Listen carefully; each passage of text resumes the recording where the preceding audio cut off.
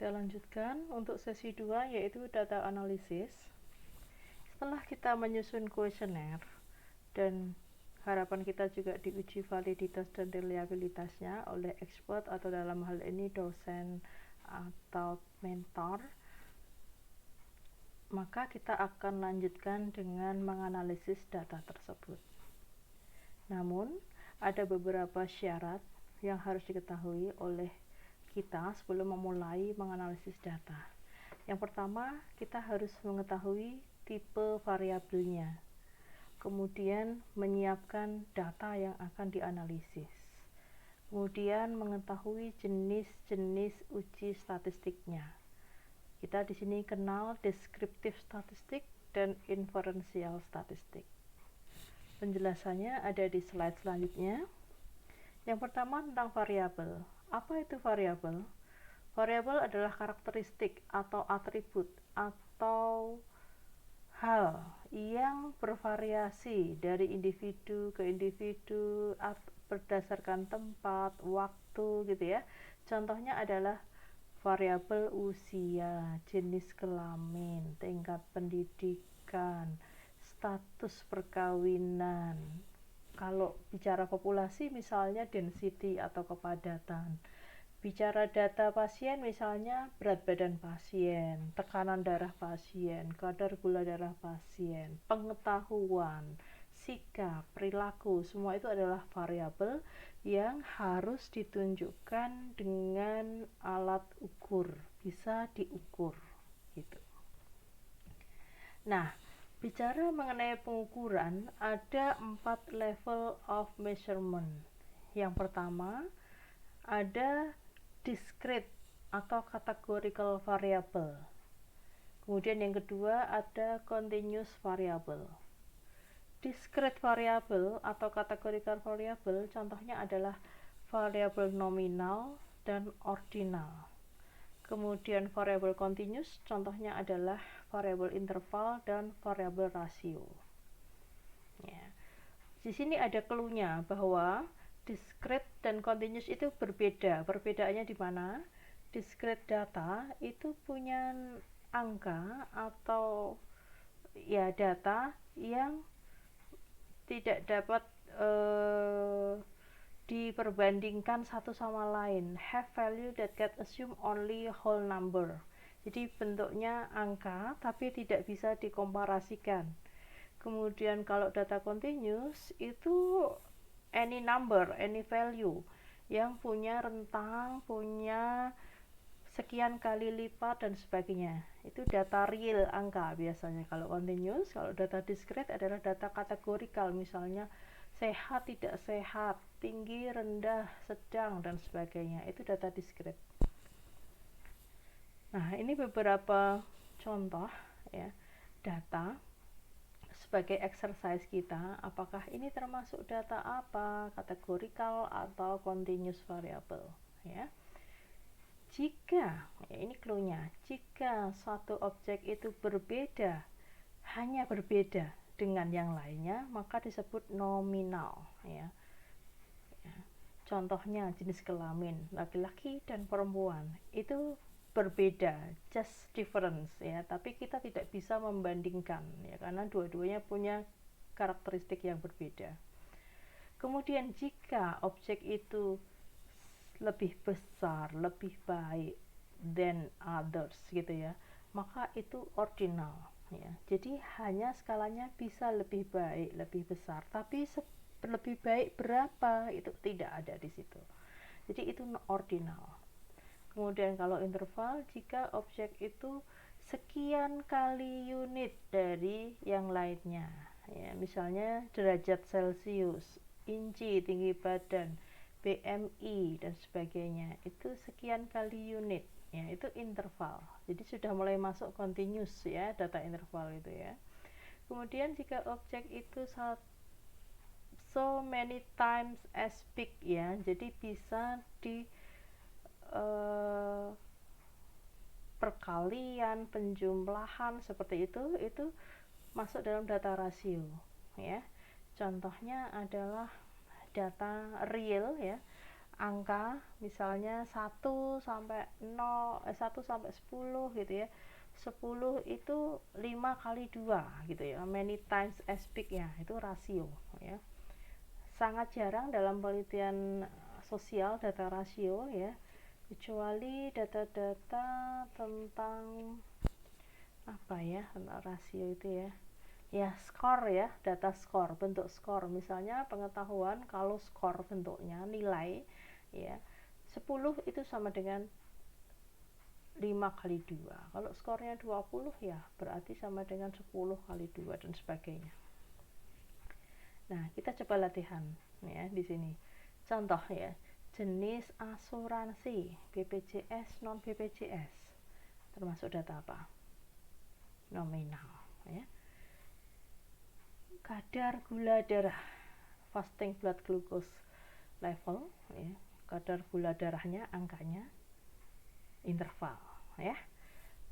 Diastolic blood pressure dalam unit ya, milimeter Hg, interval di situ ya. Tapi kalau blood pressure achievement tercapai atau tidak ya, bisa ordinal ya, karena tercapai lebih baik dari yang tidak ya, tapi tidak bisa dikuantifikasi. Kemudian stage of breast cancer ya. 1 lebih baik dari 2, 2 lebih baik dari 3, 3 lebih baik dari 4, tingkat keparahannya ya. Itu dianggap sebagai data apa? Nah, ayo kita coba berlatih, silahkan latihan sendiri. Nah, kemudian tahap kedua selain mengenal jenis data, yaitu menyiapkan data yang akan kita olah ya, membuat database-nya ya, disiapkan SPSS-nya ya, dan bisa dibuka ya. Example data yang sudah saya berikan di situ adalah data tingkat pengetahuan, sikap, dan penerimaan terhadap vaksin HPV ya. Di situ sekitar ada 860 responden ya. Kita akan lihat nanti ya. Yang perlu dipersiapkan dalam SPSS adalah membuat kalian membuka ya sheet SPSS ya. Kemudian di situ ada data view dan variable view ya. Buka dulu variable view karena di situ adalah berisi rancangan kita mau memasukkan variabel apa saja yang akan kita analisis. Ya, ada nama, tipe, width, decimal, label, value, dan tipe measures ya. Kita bisa lihat di sini ya. Nah, ini adalah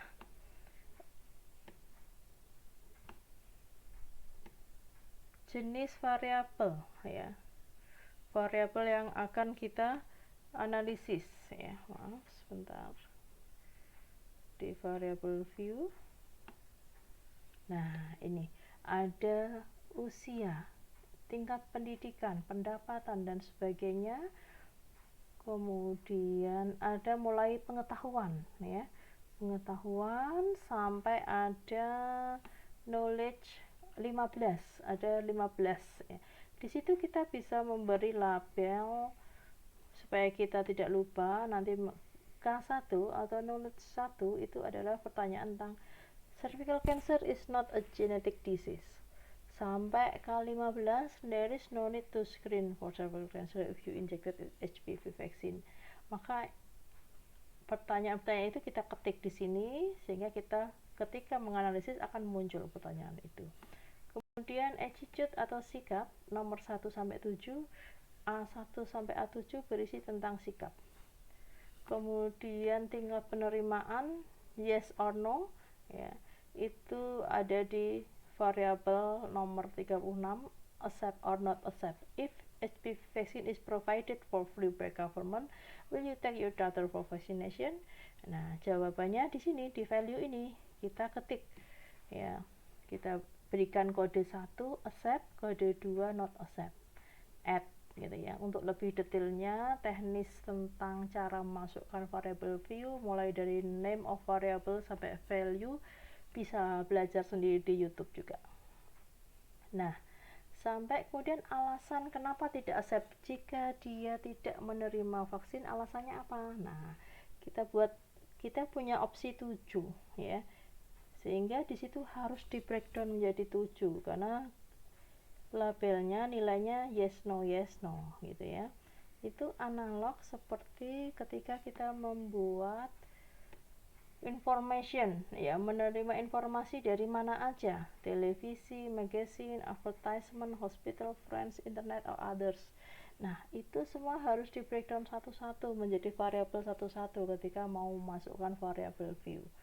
Ingat, karena memang di sini adalah mainnya data coding ya, yes or no. Oke.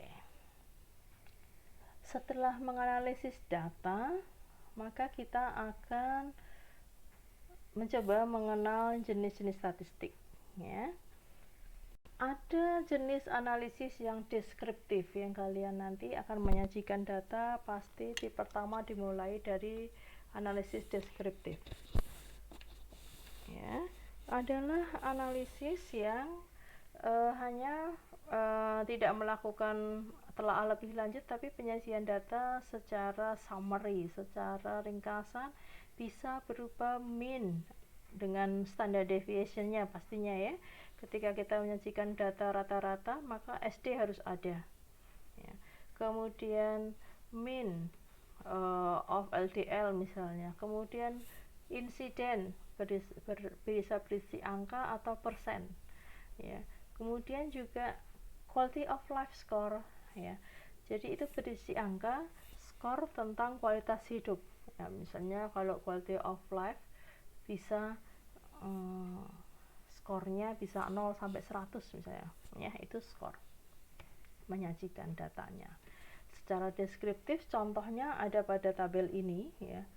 Contoh adalah suatu studi tentang medication error ya, tipe-tipe medication error, maka dia menyajikan secara deskriptif.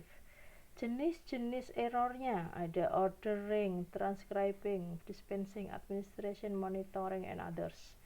Ini selalu dia menyajikan jumlah dan selalu didampingi dengan persen. Ada 353 error pada tahap ordering ya, yang di breakdown menjadi beberapa tipe error. Totalnya ada 464 atau 54% ya. Kalau kita cermati tabel ini sangat-sangat bagus. Kenapa? Penyajian tabelnya sangat independen. Orang tidak perlu tahu, tidak perlu mencari tahu lagi berapa jumlah respondennya. Berapa coba di sini jumlah respondennya? Kita bisa lihat di sini 865.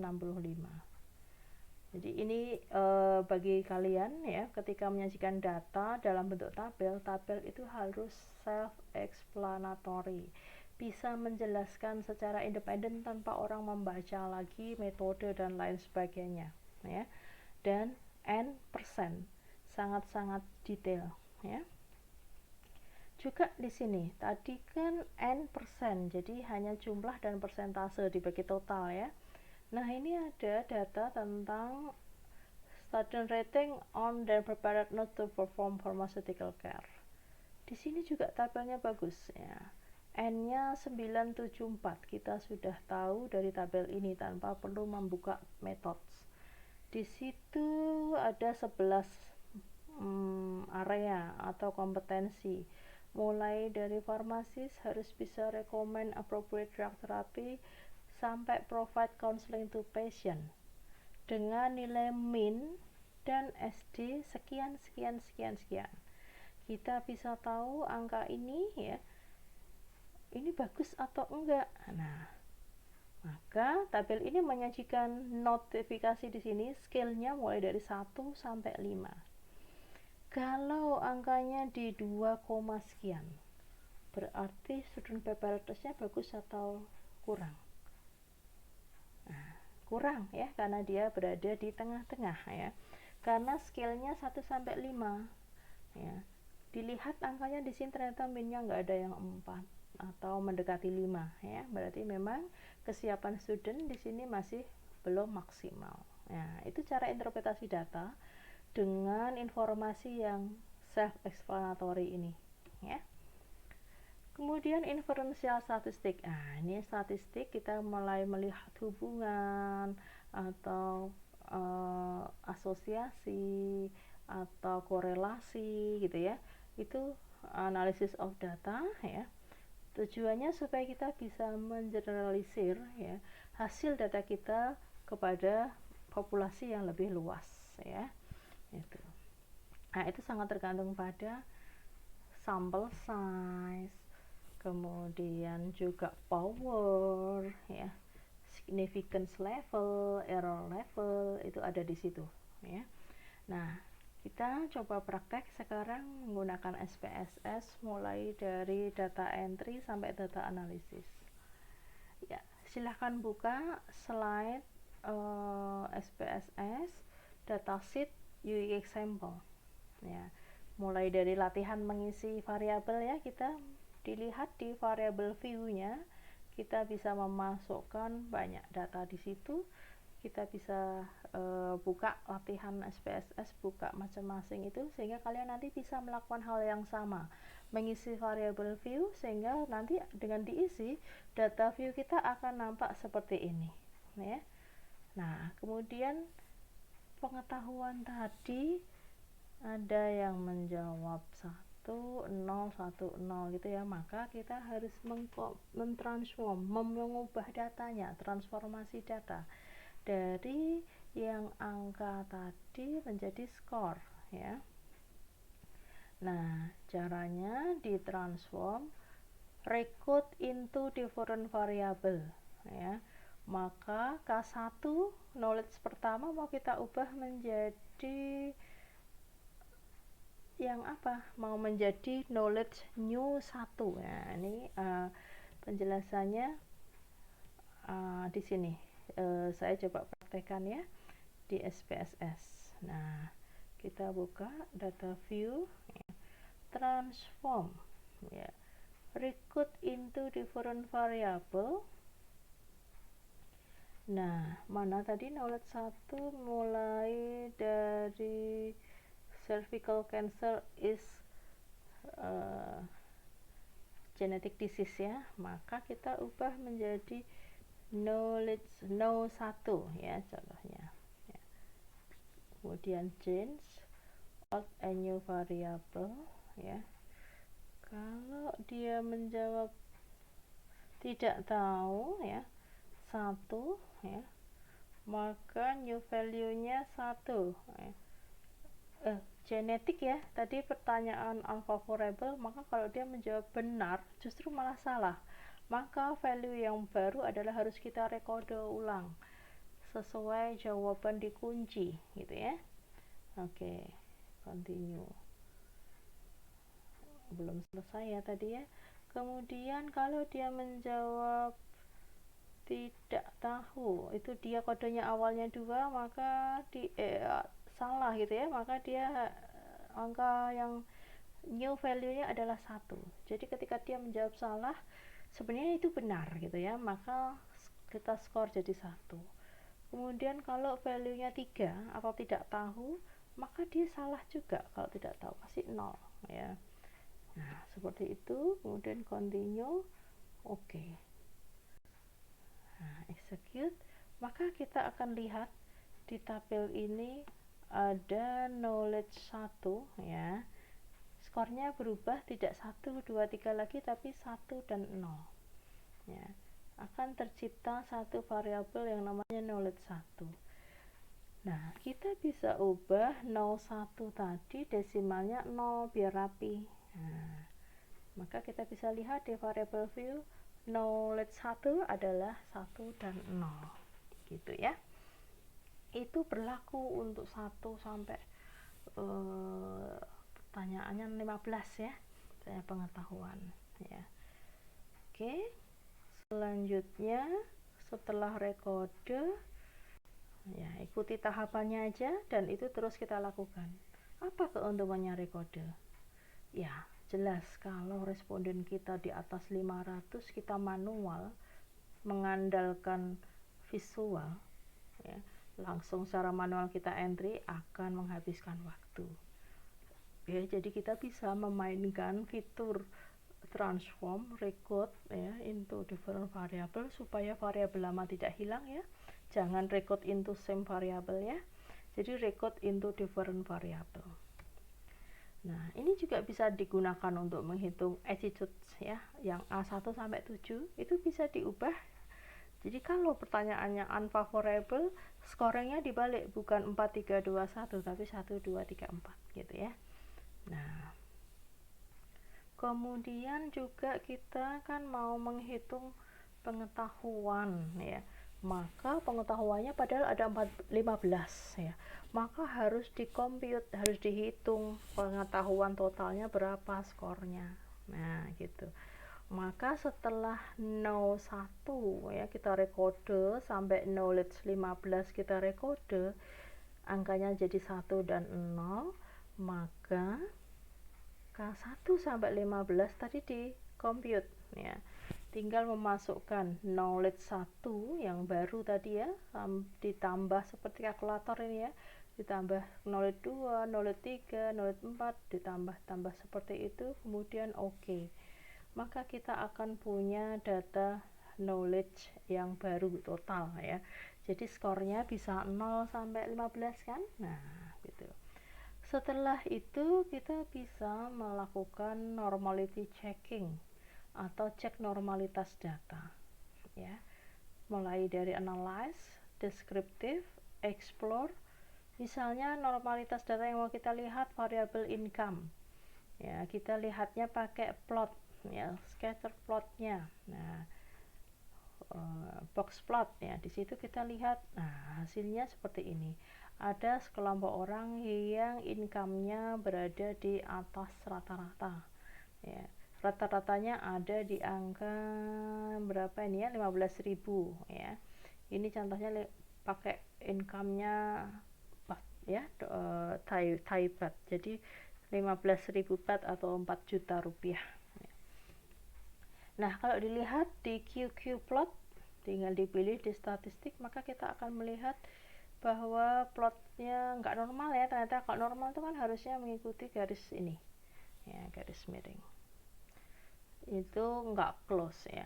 Nah, cuman selain uji grafik, kita bisa melakukan uji normality checking dengan Kolmogorov-Smirnov. Tinggal klik statistik, normality checking, pilih Kolmogorov-Smirnov. Ya. Apa artinya jika hasilnya 0,000 tingkat signifikansinya?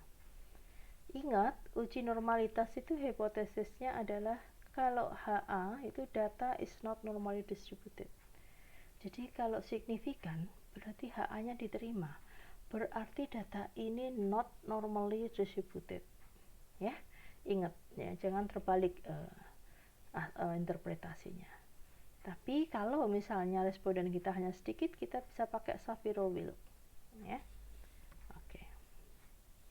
Nah, ini adalah kunci ya, bagaimana memilih uji statistik yang benar. Banyak sekali meneliti mahasiswa itu bingung memilih uji statistik yang sesuai ya. Nah, ini kuncinya, cara mudahnya. Tadi ingat, kita pertama kan belajar tentang jenis data. Ternyata itu penting sekali untuk menentukan jenis uji kita. Kalau datanya continuous ya, kita akan bicara statistik parametrik. Kalau datanya discrete ya, discrete apa? Nanti banyak data nominal, banyak data ordinal ya. Kita menggunakan non parametrik statistik ya. Nah, parametrik statistik yaitu kalau datanya continuous, kemudian datanya normal, maka jenis ujinya ada t-test, peer t-test, ANOVA. Tapi kalau non parametrik ya, meskipun datanya continuous ternyata distribusinya tidak normal atau skewed ya, atau tadi hasil uji Kolmogorov-Smirnovnya 0,000 ya, berarti datanya tidak terdistribusi normal itu ya, maka kita pakai Wilcoxon-Sine test, rank sum test, atau non parametric ANOVA, atau kita sebut Kruskal-Wallis. Kalau discrete, chi-square dan teman-temannya ya. Nah, mari kita lihat satu-satu.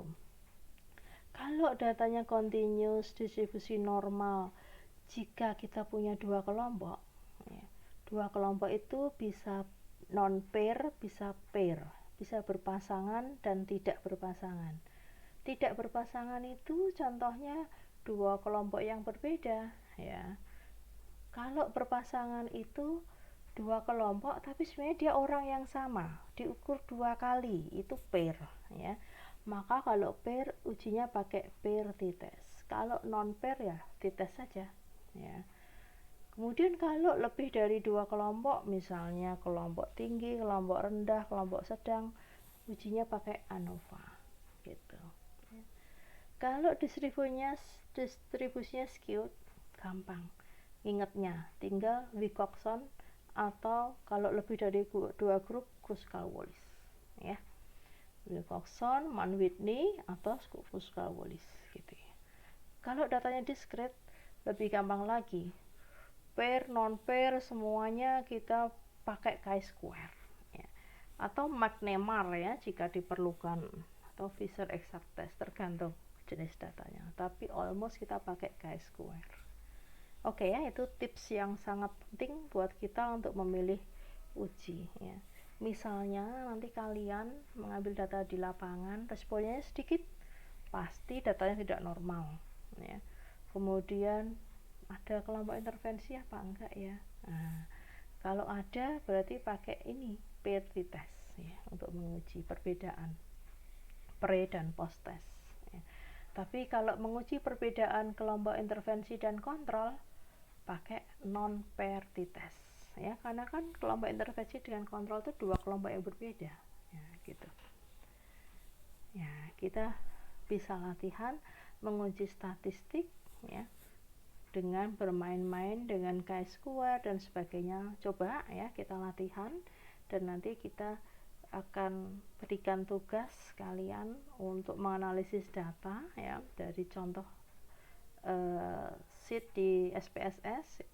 Misalnya dependent variabelnya acceptance, accept or not accept, dan independent variabelnya knowledge dan attitude. Kita coba pakai chi-square test, kita coba hasilnya nanti seperti apa, ya. Analyze, descriptive, cross step. Nah, kemudian yang menjadi variabel dependent itu kita masukkan dalam kolom, ya.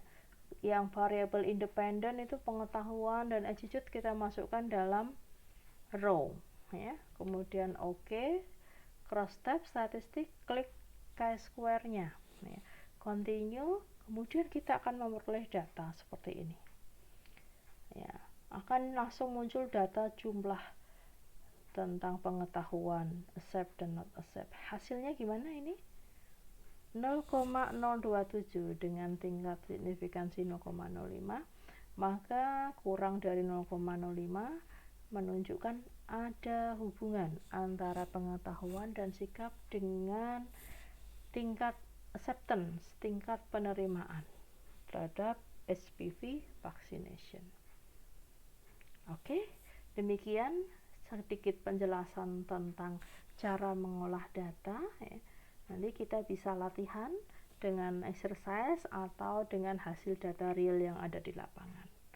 Good luck, selamat belajar, dan jangan lupa mengisi kuis, ya, 20 soal berisi tentang pengetahuan, penjajakan pengetahuan kalian tentang 2 sesi kuliah yang saya share hari ini. Oke, good luck semuanya. Wassalamualaikum warahmatullahi wabarakatuh.